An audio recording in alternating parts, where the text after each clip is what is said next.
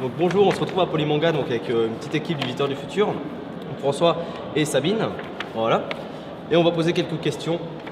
Donc c'est parti. Donc ça fait quelques temps que la saison 4 du Visiteur du Futur a commencé déjà. Est-ce que vous avez eu vos attentes par rapport à cette saison? Tout s'est bien passé? Alors sur le tournage, on a eu beaucoup de chance, vraiment. C'est la première fois qu'on a tout tourné d'un coup et on n'a pas eu de problème. Et c'est la première fois qu'on avait autant de moyens, autant de gens mis à disposition, etc. Donc franchement, c'était super. La post-prod a été un peu plus difficile parce que forcément, quand tu tournes tout d'un coup, il faut tout monter après au fur et à mesure. Donc ça fait approximativement 6-7 mois que je suis dans une cave en train de faire du montage. Mais franchement c'est cool, les retours sont vraiment très bons. On n'a jamais été visible et tout. Grâce au fait aussi on est sur YouTube maintenant, full YouTube, c'est un peu la première année pour nous bizarrement. Non, c'est très bien, je suis content. D'accord. Est-ce que vous avez un budget strictement limité par rapport à ça? Le budget de la saison 4? Oui. Oui, on a toujours. En fait, c'est ça la difficulté, c'est qu'il faut toujours quand même faire quelque chose d'ambitieux mais en même temps cohérent. Et même si on a des aides financières d'Ankama, de France Télé, même du CNC et tout, excuse-moi, je viens de voir notre costumière Siké en Game of Thrones, c'est tout à fait normal. Tout va bien. Voilà, tout est raccord. Donc voilà. Et oui, donc tout s'est bien passé. On a eu des très beaux costumes de Cécile qui est ici, qui passe en costume de Game of Thrones. Voilà.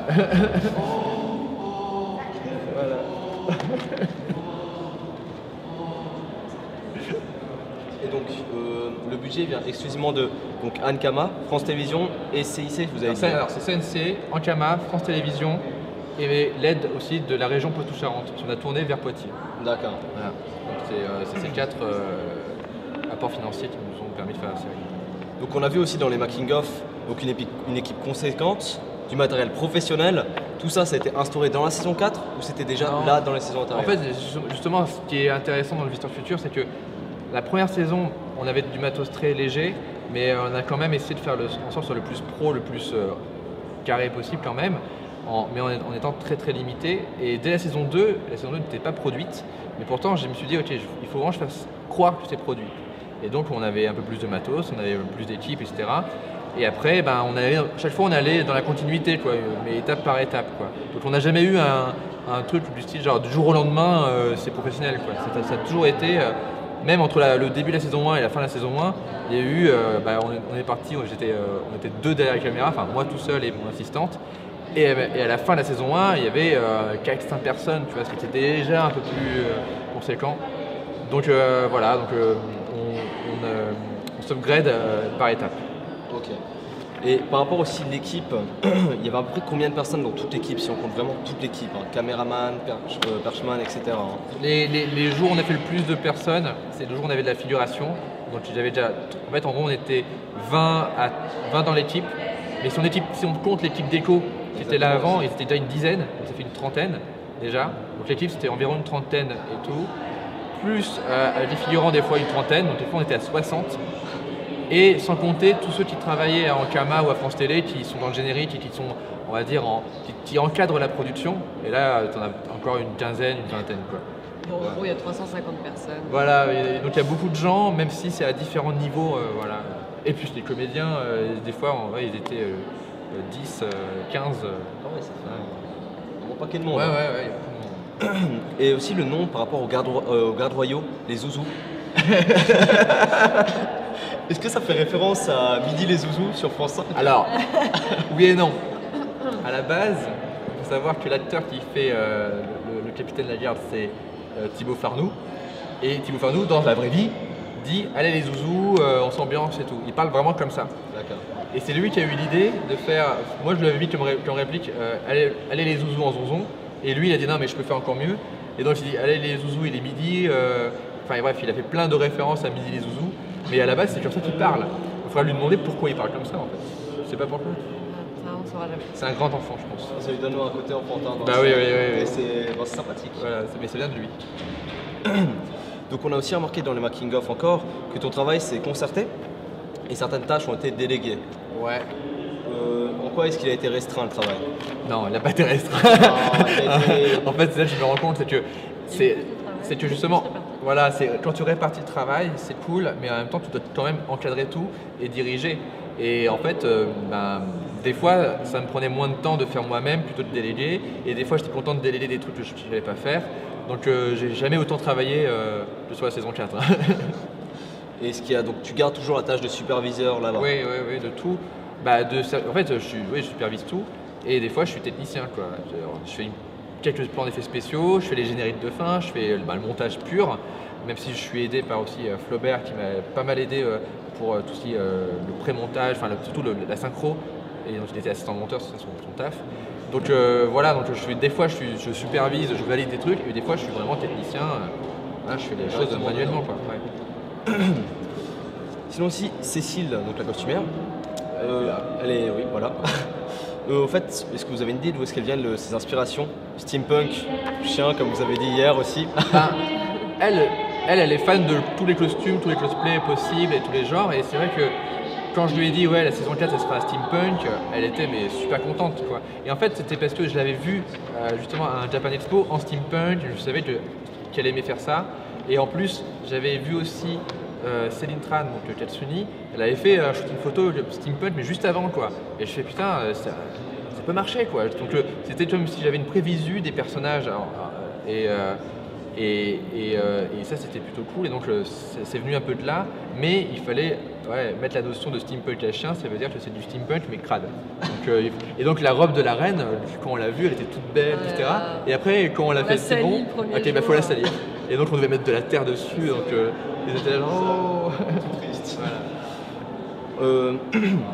Donc aussi, donc pour tout ce qui est récupération, confection du matériel, d'abord vous faites les plans de ce que vous souhaitez comme appareil, ou d'abord vous récupérez le matériel? Pour la déco, tu veux dire? Tout ce qui est décoration, par exemple la montre du visiteur qui a été faite avec Alors, la montre 15. C'est plusieurs trucs, parce que tu as les accessoires qui sont faits par Olivier Martin. Donc lui, accessoires, c'est vraiment tous les objets que les gens touchent. Donc les guns, les machines et tout. Et lui, on le fait vraiment un par un, et c'est lui qui a l'idée, enfin c'est vraiment sa tête, quoi. Des fois, il va mouler, les flingues les fusils des gardes sont vraiment moulés. Donc lui, il va vraiment les dessiner et les mouler. Et la machine du visiteur, il va le concevoir à partir de trucs récupérés, donc c'est un mélange des deux. Et la déco, c'était pareil, il y avait une sorte moi j'ai envoyé des références avec des types de déco, mais vu le budget qu'on n'avait pas, il fallait prendre ce qu'il y avait sur place. Et l'endroit où on a tourné s'appelle la filature à l'Édugé, disposé de plein de trucs, dont des carcasses de voitures, dont un bateau. Donc le bateau qu'on a mis dans le théâtre derrière, c'est ça qui fait l'arrière-plan. Et ça, il était sur place. Et même le bus dans lequel ils sont, les personnages, il était sur place, et je l'ai incorporé dans le scénario en le voyant. Je dis tiens, il y a un bus, on va l'utiliser, mais j'avais pas eu l'idée du bus en l'écrivant, quoi. Donc c'est un mélange des deux. On a aussi peur que dans la scène filmée, où on va appeler ça la salle du sauvetage du visiteur, on va dire, là où il y a le bateau justement derrière, là. Le théâtre. Voilà, le théâtre, la place centrale à peu près. Toutes les scènes ont été filmées à la suite. Donc. Est-ce que ça n'a pas porté beaucoup de confusion? En fait, faut demander aux acteurs. Donc on a Sabine ici qui peut répondre.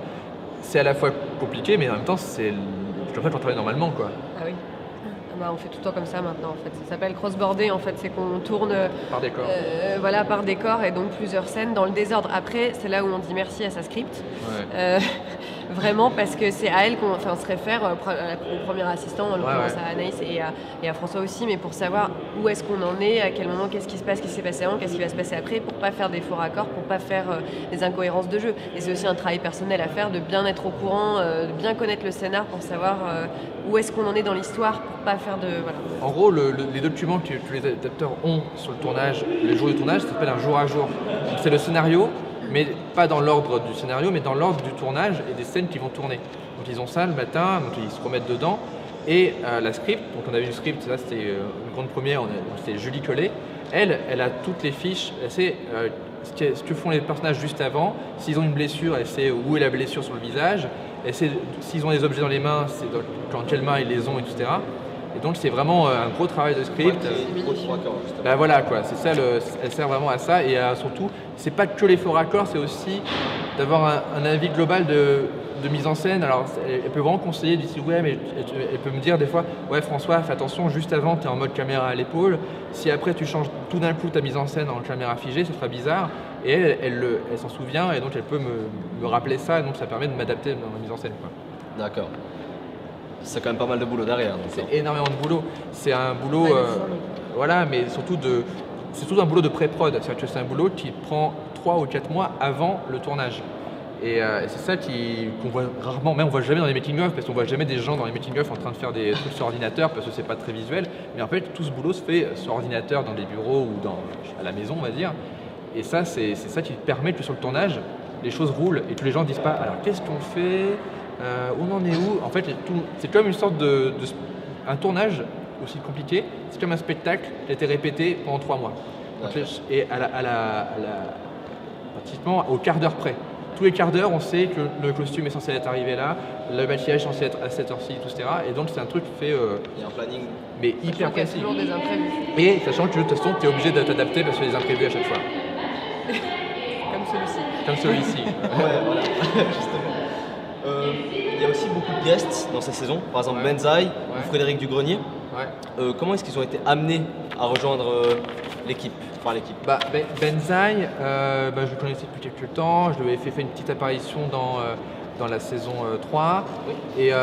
Et là en plus, comme quand j'ai appris qu'on allait tourner vraiment à côté de chez lui, donc lui il habitait à Angoulême, je me suis dit tiens mais ce serait bien de le mettre un peu plus dans la série. Et j'avais cette idée de mettre du futur et tout, etc. Je me dis mais tiens ça peut lui faire un autre personnage, un truc différent, mais en même temps très proche de ce qu'il fait d'habitude avec le Hard Corner. Donc ça c'était fait comme ça, et pour le genre du grenier, c'est un mec que je connais depuis pas mal de temps, parce que j'ai fait une émission avec lui, qui s'appelle Plus ou moins Geek, il y a 2-3 ans. Et donc je le connais assez bien et tout, mais j'ai jamais su s'il regardait la série. Et un jour j'ai appris par Benzaï qu'il était vénère que Benzaï soit apparu dans la série et pas lui. Et donc j'ai fait je vais te mettre dedans quoi. Et il a fait ok, et il est venu et c'était super, et il a été hyper pro. Donc non, c'était cool quoi. Aussi, dans la saison 4, on peut avoir des clins d'œil par rapport à Antoine Daniel sur les bouteilles, avec aussi un moment, comme vous avez dit hier, Benjamin Daniel. Ouais. Ça vient du accessoiriste en chef, donc Olivier Martin. C'est lui qui a eu cette idée-là. Lui, il est fan vraiment de tout ce qui est vidéo d'internet, et donc il arrive à glisser des blagues comme ça avec des faux produits. Et donc il a fait la bouteille Antoine Daniels et le café LD Bash. Donc c'est vraiment lui qui a eu cette idée-là, et je fais c'est trop marrant et tout, et on se disait à chaque fois mais personne ne le verra, c'est en petit, et tout le monde l'a vu mais 15 000 fois. Est-ce qu'ils ont eu est-ce qu'Antoine Daniel a eu son approbation par rapport à ça? Non, il était pas au courant. Ah non, mais ils étaient pas au courant. Hein. Heureusement qu'ils n'ont pas fait chier. Hein. Non, ils l'ont su quand c'était sur internet. Aussi cette saison on voit beaucoup plus de figurants, comme vous avez dit au début exactement, il y a du monde qui arrive, plus d'organisation. Ça fait quoi de jouer avec autant de monde? On sent, c'est quand même beaucoup plus compliqué, mais on sent, il y a une sensation beaucoup plus différente. En fait, c'est beaucoup plus fatigant, parce que tu as vraiment l'impression de devoir être un peu un géo du Club Med, en mode allez, on va faire ça et tout. Mais j'ai eu énormément de chance, parce que tous les figurants étaient adorables. Ils étaient au taquet et tout, etc. La plupart leur demandaient d'arriver avec au moins une base de vêtements de pouilleux, quoi. Et donc ils jouaient vraiment le jeu, et j'ai eu vraiment beaucoup de chance, et ils étaient au taquet, et des fois on a eu des retards, ils ne sont pas pleins et tout, alors qu'on était vraiment paumés dans la campagne. Donc, ils ont proposé des trucs marrants aussi. Ils ont proposé des trucs marrants. Il y a même en fait, il y a un figurant qui, chaque fois qu'on disait ok, alors là vous êtes vénère et tout, vous criez, et il apportait des insultes, mais qu'on entendait en scred, et dont le fameux fils de foin de fumier. Et quand on a entendu ça, on s'est dit mais c'est tellement mal. Et à chaque fois, et dans chaque scène, on essaie de le ressortir et tout. Donc Sabine le sort à un moment dans l'épisode 2, elle fait oh le fils de foin de fumier et tout, mais en fait ça venait d'une impro d'un des figurants quoi. Donc en fait ils nous ont vachement aidés, inspirés et tout. Il y a même un gars qui est venu avec une machine steampunk qu'il avait faite lui-même, et je fais mais putain mais c'est ouf, qui faisait de la vapeur et tout. Enfin c'était génial quoi. Donc même si c'était fatigant, j'ai eu vraiment de la chance. Sinon Judith, elle a eu la suppression de son rôle dans la saison précédente. Est-ce qu'elle assiste toujours au tournage? Bah là on n'était pas à Paris là, donc en fait c'était compliqué de lui dire viens passe au tournage quoi.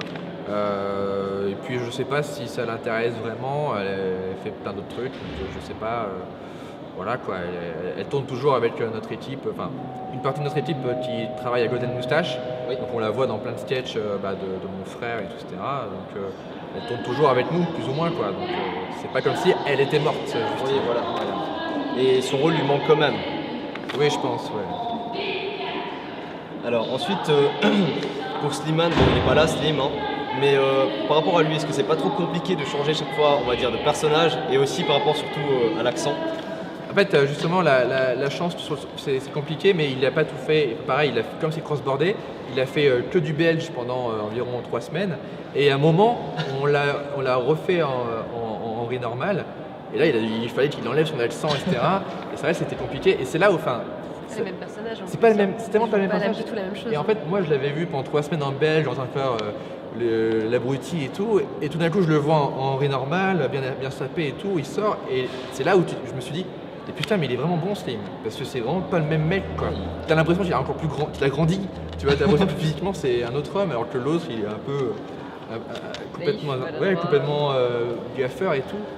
Et je me suis dit, putain, il est fort ce bâtard. Surtout déjà quand il a commencé à porter exactement le costume, la chemise et la cravate bleue, ça change totalement de personnage. Avec le gilet, en fait on essaie de faire un compromis entre ce qu'il avait fait dans la saison 3 en mode Dark Castafolt, mais pas trop dark et tout.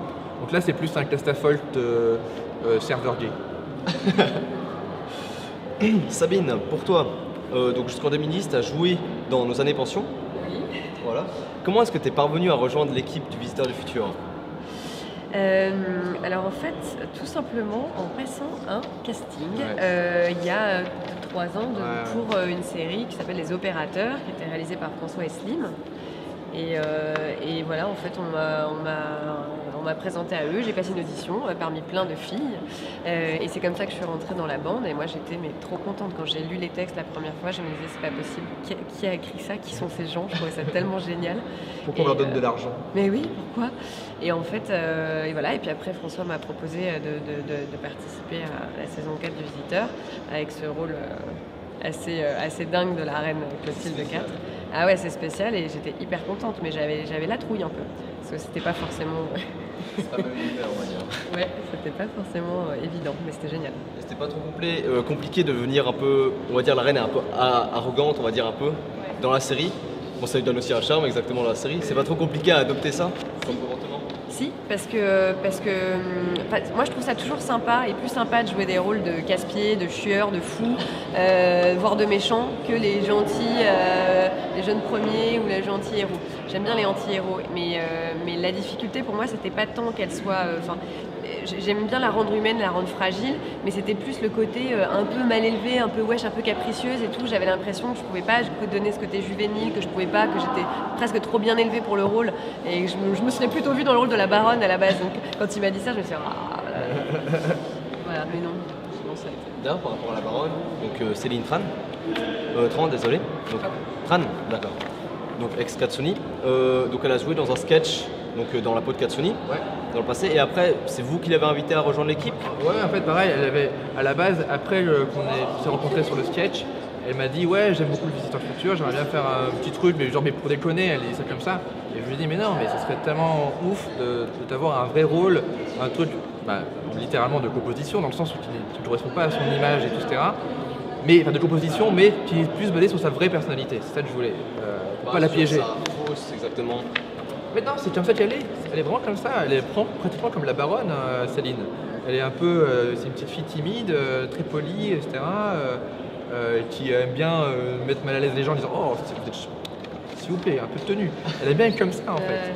Et donc c'est la vraie Céline ressemble un peu à la baronne, plus qu'on ne pense quoi. Et donc c'était vraiment génial de pouvoir faire ça et qu'elle dise oui. Et qu'elle s'intègre à l'équipe en toute humilité parce qu'elle aurait pu se la péter parce que c'est littéralement une star internationale. Mais elle voulait faire ses preuves et elle voulait pas rien imposer et tout et c'était génial quoi. Et avec elle, vous entretenez quelle relation ? C'est-à-dire vous êtes devenus amis avec l'équipe ? Vous avez par exemple boire un verre le soir avec ? Céline, c'est devenu vraiment une pote. C'est quelqu'un qui est tellement intelligent, etc. que tu peux que très facilement discuter avec elle en fait. Et tout le monde, garçons, filles, techniciens et tout. Donc là-dessus, c'est génial quoi. Et si on peut l'emmener en convention, on l'emmène si elle est dispo. Elle est très drôle. Elle est très drôle. Elle est fan de films de ninja chelous. Elle est fan de Van Damme, des trucs improbables, etc. Non, mais c'est vraiment une personne formidable. Et en plus, elle joue très bien et elle veut travailler. Elle est très, à cheval. Elle est très, Elle est subtile en plus. très rigoureuse Subtile. et subtile et voilà donc non c'était top. Quoi. En fait, il y a aussi le fameux Bla des Suricates. Hein. Des sur les 4 Ah oui, parce que c'était dans le sketch avec Vincent, ouais. Exactement. Vous connaissez son origine exacte ou... Mais ce Bla, c'est un truc de Lascar un peu. Je confirme parce que j'étais à un spectacle il n'y a pas longtemps et il y avait plein de nanas de Montreuil. Ouais. Et à la fin, elles ont toutes fait et tout. Et je me disais quoi. Euh, Donc c'est vraiment, ça existe vraiment. ouais, c'est un truc de wesh. Voilà quoi.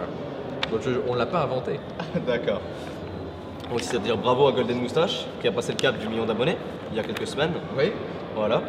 Vous avez également aussi, bon, c'est surtout Raph qui était Ouais. venu pour jouer en décembre Fantôme de merde. Moi j'ai pas joué dedans. Hein. Oui, Mais c'est Raph Raph est venu avec à Montreux faire le sketch. Ouais. Est-ce que vous êtes venu aussi avec non, ici non. Pas du tout. Non, le Montreux Comedy Festival cette année, j'étais dans ma cave en train de monter. Votre important montage. Mais j'étais déjà venu au Montreux Comedy Festival il y a 2 ans, en 2011, où j'avais reçu un prix pour le Visiteur Futur. Ah oui. C'était la première fois que je venais à Montreux pour ça justement. Et après, vous êtes repassé l'année prochaine pour passer à Polymanga. Voilà. Donc, En l'année... fait, maintenant, ça fait la 3e fois que je viens à Montreux. C'est cool. Sympa. Je vais y revenir tout le temps maintenant. Comme l'année passée, on avait demandé pour l'ambiance ici, vous aimez bien? Ah ouais, bah, c'est pour ça qu'on veut revenir chaque fois.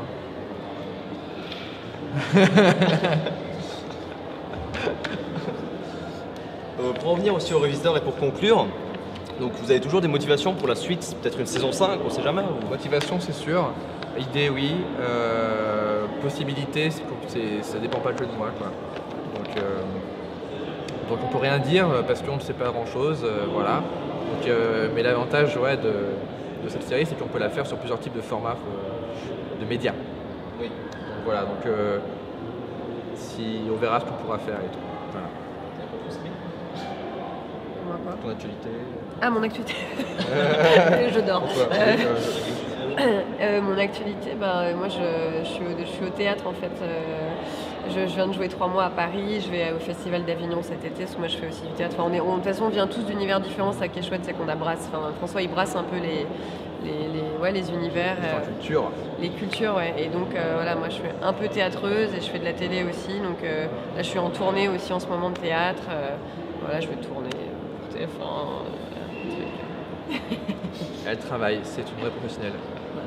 D'accord, parfait, en tout cas on attend avec plaisir la suite de la saison 4. Bah ouais, Donc on parlera pas de l'épisode qu'on a vu avant. ouais. Et voilà, merci beaucoup alors. Ça marche. Donc on se retrouve avec Raph et Ludovic, on a encore quelques questions pour eux. Donc Raph, comment est-ce que tu as ressenti l'idée que de nouveaux protagonistes, donc principal personnage, ont rejoint l'équipe du Visiteur? Bah ça c'était super agréable parce que vu que c'était une nouvelle histoire, c'était d'autant mieux si c'était encore plus cool qu'il y ait plein d'autres personnages qui se greffent au truc et qui ont plein d'autres personnalités différentes, plein d'autres couleurs différentes quoi. Et surtout c'est dans un sens le fait ça crée vraiment un monde, ça crée vraiment Néo Versailles tu vois. Et comme ça le noyau dur entre guillemets qui peut être Raph, Visiteur, Henri tu vois. Richard. Et Stella quand il débarque dans ce monde-là, c'est pas juste de la figuration, tu vois. Il y a vraiment des personnages hauts en couleur autour et interprétés par des gens trop bien. Donc d'ailleurs, C'est très cool. pour Ludovic, donc il y a Stella, Michael et Richard qui vont dans le futur. Hein. Michel Oui, Michel. Tu peux dire Michael aussi, c'est sûr qu'il a pris ça. Michael, C'est le côté américain de Michel. qui vont dans le futur. En tant qu'acteur, il y a un changement de comportement. Est-ce qu'ils ont besoin d'un entraînement pour ça ou... Pour quand on est allé dans le futur Exactement. Ah oui, si tu veux, je suis allé pas mal à la muscu avant parce que c'était quand même un rôle physique. J'ai des scènes d'action. Non, il n'y avait pas vraiment de préparation. Juste, si ce n'est que j'ai adoré venir dans le futur. J'ai quitté mes bureaux de missionnaires qui sont à Malakoff. Du coup, on a appris. J'ai quitté mes bureaux pour aller dans le futur et ça, j'ai kiffé quoi, être sur le terrain et pouvoir jouer avec les autres. En plus, attends, je réfléchis. Vas-y. Ah non, j'allais dire des conneries. J'allais dire c'est notre première scène ensemble, mais non. Non, c'est pas notre première c'est pas scène notre ensemble, première scène mais ensemble. par contre ce qui était cool c'est qu'on a tout tourné sur le mois. Merde, mon enfant, je le mis à l'école. Non, ce que je disais c'est que on a tourné tout à Poitiers en un mois. Et donc ça c'est tout ce qui se passait à Versailles. Et après avec une semaine de pause, tout ce qui se passait à Paris. Du coup en gros Ludo, est venu à Poitiers faire toutes ces scènes où il est à Néo-Versailles. Et il tournait, ce qui faisait plaisir, c'est que quand tu organises un tournage, tu te dis, bon bah lui, il faut que, vu qu'il tourne dans cette scène et cette scène, on va pas le faire tourner 2 jours, puis une pause de 1 jour, puis 2 jours, etc. On fait tout d'un coup. Et Ludo, il fait partie des gens qui sont cool à ce niveau-là et qu'on fait genre, non, nous on est à fond dans le projet et on vient quand tu veux, etc. Donc il est venu quasiment dès le début, il a tourné quelques scènes, et puis après il avait 5 jours de pause, et puis après il tournait quelques scènes, tu vois. C'était un peu les vacances, en plus, c'est au mois d'août, donc c'était cool. Et voilà, et ça c'est super convivial, tu vois, parce que d'autant plus, la prod ne sont pas bloqués par tu vois, genre, c'est genre bah oui viens, enfin c'est la famille et on reste tous ensemble et tout, il n'y a pas de problème, tu vois. C'est plus un groupe, disons que vraiment pour boulot, enfin il y a le boulot, mais voilà, à côté en même temps c'est un peu... Voilà, et puis c'est surtout genre, Ludo va pas nous faire chier, genre ouais les gars, bon vous faites toutes mes scènes, mais après moi faut que je parte en vacances et tout, non c'est genre viens et on reste et on s'amuse et on travaille et tout. Ah c'est un beau projet, on peut le dire. C'est un beau projet, hein, on peut montrer. Et c'est la première fois où je tourne, où je suis sur un projet aussi longtemps. Là, je peux dire, même si j'ai tourné peut-être une semaine à Néo-Versailles, je suis resté 1 mois et je me dis, c'est cool, quoi. C'est une ambiance de tournage différente. Parce que normalement, c'est bonjour, on va tourner ensemble aujourd'hui, bah merci, au revoir, je rentre chez moi. Normalement, c'est les week-ends et là, c'était genre, bah non. On est toujours ensemble. On est toujours ensemble et c'est cool, quoi. Manger et dormir. On a dormi ensemble, après je vais pas te raconter les détails. Oui, c'est normal. Mais bon, si tu veux, je te les raconte. Alors en fait, avec Et puis derrière, exactement, quand tu tournais pas, est-ce que t'aidais à côté pas forcément dans le montage, si tu t'y connais ou ça, mais par exemple, parce que le montage de toute façon était fait après, mais tout ce qui était par exemple équipement et ça. Faut vraiment que j'aille chercher mon gosse, excusez-moi. Bon, running gag, excusez-moi. On bouge pas. Et donc j'étais en train de te dire. Non, c'était. Repose-moi la question, excuse-moi. Au-delà du comédien, est-ce que tu aidé dans la technique? Et oui. Oui, j'ai aidé. Ah oui, c'est vrai, j'ai aidé un petit peu. J'avais fait quelques plans pour la bande-annonce parce que on se disait peut-être faut pas trop en montrer dans la bande-annonce, faut pas trop spoiler, donc on s'est dit on va tourner des trucs en plus. Donc j'avais tourné des plans avec Raph, des petits plans badass.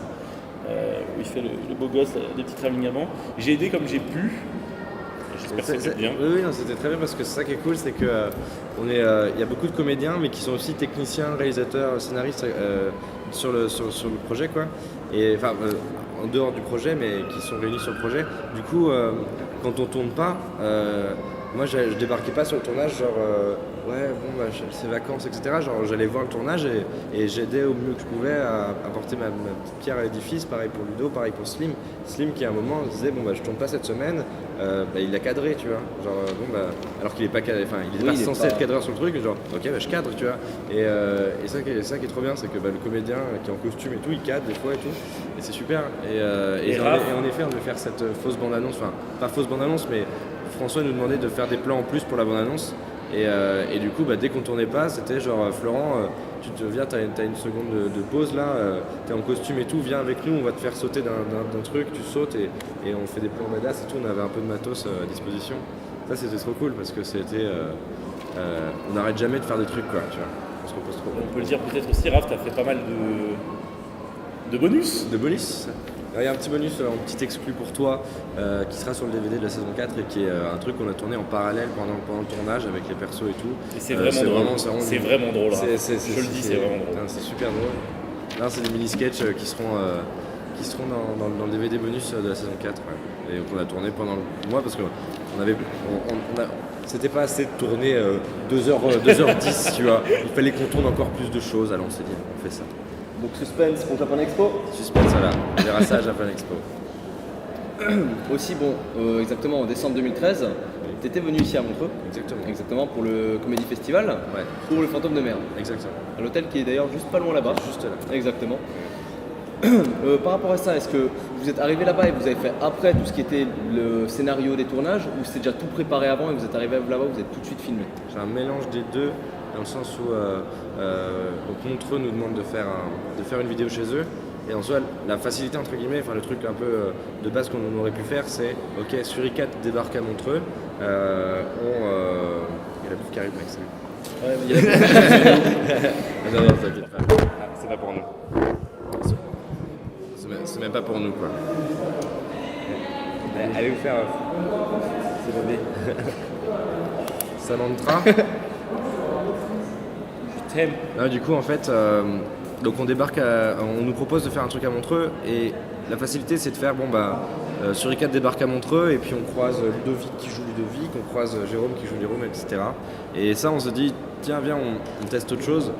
Et du coup, 2-3 semaines avant, on commence à écrire un scénario et sans faire exprès, quand on débriefe sur des idées et sans faire exprès, quand j'écris le truc, je m'aperçois qu'il fait 30 pages. Et on se dit, on est dans la merde. Mais à la fin, on s'est dit, ça peut être cool parce qu'il y a un peu une petite histoire et ça peut être un truc assez cool à faire. Et c'est surtout que si on le faisait demain dans des conditions normales, on se dirait, on aurait un putain de casting en fait. Il y a du Thomas VDB, il y a du Ludovic, il y a du François Rollin, du Kian, etc. C'est trop bien. Et du coup, en fait, on a débarqué à Montreux avec ce scénario un peu avec beaucoup de pages. Et on a organisé la semaine de nous-mêmes. C'est vraiment, là, c'est vous, en fait. Tu vois, genre, on était autant que vous à la technique. C'est un G-son, cadreur, c'est tout. Tu vois. Et nous, en comédien, et puis on appelait les gens, etc. L'organisation de Montreux nous a trop aidés. Mais l'avantage qui a rendu le truc possible, c'est qu'on tournait les choses qui étaient à côté de notre lit. Tu vois ce que je veux dire? Ouais. On n'avait pas à faire 2 heures de caisse pour aller sur le tournage. Non, c'était genre, on se réveille, on s'habille et tout, action. Tu vois, c'est tout dans ça. Et vu qu'on pouvait commencer du coup très tôt et finir très tard, on pouvait finir à 2h du mat, c'était pas grave parce que c'était coupé. On s'endort direct, oui, tu vois, le mec qui pose tu vois. Et du coup, ça a permis de faire ce truc-là. Donc c'était un gros projet assez difficile à mettre en place, mais grâce à certaines personnes qui nous ont tellement aidé, qui nous ont beaucoup aidé, et comme des gens qui sont vraiment, qui étaient super actives et qui nous ont construites sur le tournage. Il y a notre bouffe qui arrive là pour le coup, et qui nous ont vachement aidé sur le tournage. Ça a pu être possible. Moi, je suis vachement touché de voir que ça plaît aux gens. Et pour moi, le premier truc que je visais, c'était de le finir. Parce que quand on le tournait, je m'étais dit, ok, je vais abandonner. Et quand je le montais, je me suis dit, c'est de la merde, je lâche, tu vois. Ouais. Et du coup, je me suis dit, bon, finis-le au moins. Et j'ai réussi à le finir et à avoir un truc dont j'étais assez content. Et en plus, ça plaît. Et du coup, je suis sur le cul. Moi, je trouve ça mignon parce que de souvenir, j'étais pas 4 jours, c'est ça, 4-5 jours? C'était 5 jours et toi, t'étais là le 5e. Moi, je suis là le 5e, mais j'ai croisé quelques fois au repas. Je voyais la petite équipe, vous étiez combien en tout? Mais vraiment la petite équipe qui mangeait tout seul, qui disait bon, on tourne, on va faire nos plans. Et quand tu regardes le résultat, tu te dis, waouh, ça déchire. Tout le monde se bourre la gueule, tout le monde genre, tu bois un verre? Non, désolé, t'en es tout blanc. Non, désolé. On va rentrer tôt, faut qu'on finisse. Et tu vois ça, tu dis c'est une petite équipe, et au final, tu vois le truc qui est vraiment bien, et tu te dis, c'est super bien produit. Bah, tu te dis, non, c'est juste cette petite équipe qui a réussi à faire un court-métrage qui est super bien. On est des petits Chinois du web. Voilà, en plus, c'est marrant parce que t'es. J'ai mis à l'ENEM. Mais bravo, Raph, excuse-moi, mais bravo, je le dis, même en étant dedans, bravo pour ce projet parce que moi quand je l'ai vu, j'ai fait oh c'est trop bien et je suis content parce qu'on nous en parle beaucoup et même il marche bien. Et c'est un truc qui est long et sur internet normalement il marche plutôt, c'est plutôt court. Moi par exemple quand je vais sur YouPorn, quand je vais regarder des vidéos, je prends le plus court quoi. Ouais, je prends des trucs rapides et tout, on n'a pas le temps, tu vois, il y a le texto, il y a l'enfant que je voulais chercher, merde, allez running gag, merci, j'ai préparé depuis tout à l'heure celui-là. Non mais voilà, les trucs courts, c'est plus ce qu'on regarde sur internet, je pense, il y a aussi des trucs longs qu'on peut regarder, je ne veux pas mettre des gens à dos, mais ça, c'est, je galère, arrête, ça c'est un truc long et qui est bien et j'ai dit, c'est génial, mais moi j'ai kiffé quand on regarde.